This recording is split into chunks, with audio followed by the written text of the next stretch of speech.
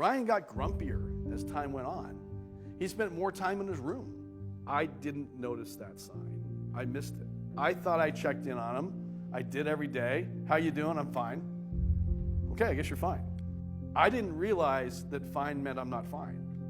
But how many times do we talk to our teens and say, yeah, I'm fine?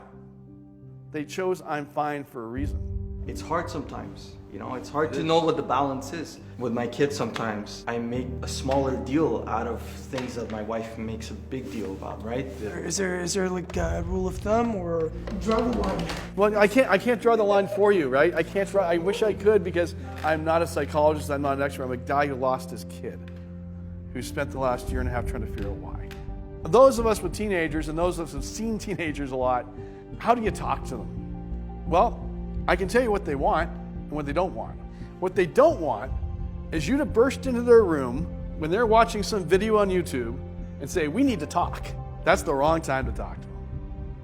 That's when they say, I'm fine, leave me alone. But they all have that time when they'll talk to you. Maybe it's driving in the car when you take them to school, when they're walking the dog. I can tell you though, it's also inconvenient. Because I know all the times that Ryan came up to my office because I worked from home and said, hey Dad, can we talk? And I said, dude, I just on a call, 30 minutes, I'll be right there. And how many of you have done that?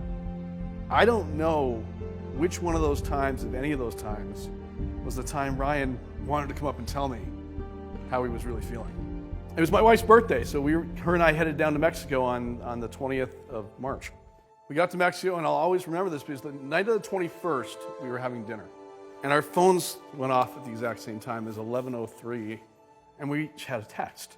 But it was Ryan, basically saying, I love you, and then he said goodbye. I freaked out. My wife's screaming. I got on the phone, I called my mother-in-law who was looking after the kids. I'm like, find Ryan.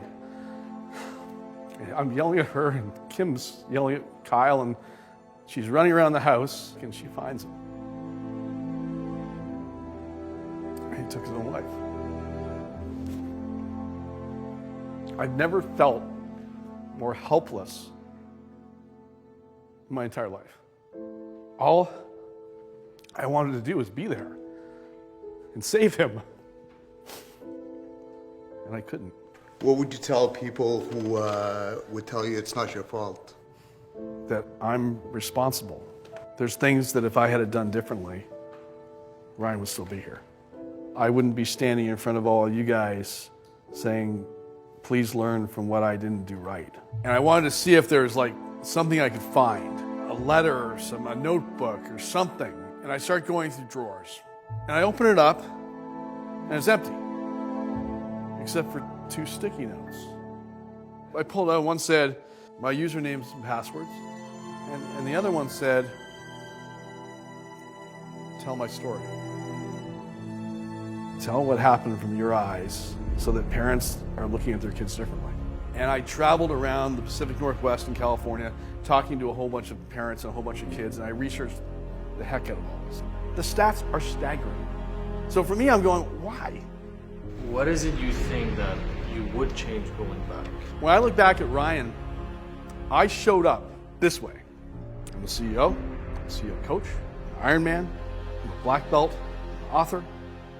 If there's a problem, I fix it. My kids never saw me cry. As far as they know, I never did. I've failed at 13 businesses. I've almost been bankrupt 3 times. My wife and kids never knew. I protected them from reality. At least I thought I was protecting them. I thought that's the way I should be a dad. And then what did my 14-year-old son do? He looked at me and said, this is how a real man fights. that's the way a man and a father is supposed to be.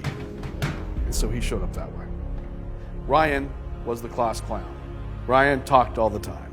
Ryan came home from dinner, told great stories about how things happened, about his bully, and how he verbally trounced his bully and thought it was funny as heck.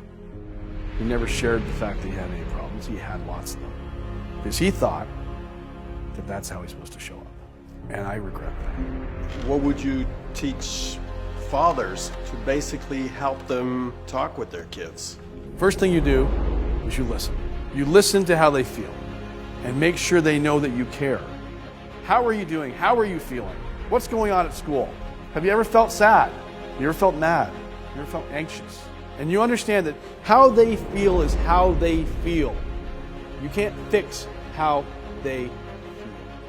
And this is what we as dads do. We fix stuff.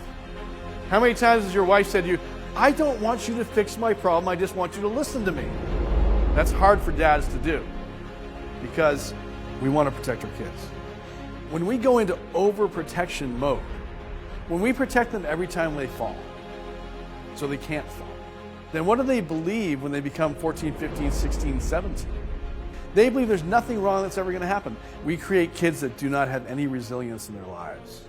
I want to do a little exercise with you. Close your eyes for a second. I want you to think back to when you were 12, 13 years of age. And I want you to put up your hands if you were ever bullied. Put up your hands if you ever felt like you weren't happy with your life. If you ever felt like you weren't as cool as the other kids. Leave your hands up for a second and open your eyes. All right, now put your hands down. Put up your hands if you ever thought that you would go ahead and share those deep, dark, painful moments with your kids. Yeah, I didn't, because I was like you. But I wish someone took the time to talk to me and tell me I might need to change. Had I been more vulnerable with my own kids, to share with them, like, yeah, you know what, I was bullied, and I was bullied. I didn't think I had a lot of friends. I didn't have a lot of friends. I never shared any of that with my kids. If you could say one thing to Ryan, what would it be?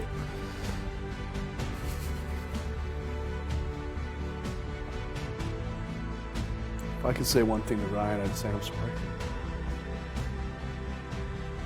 I'd say I'm sorry I didn't see it. I'm sorry I failed you as a dad. I'm sorry.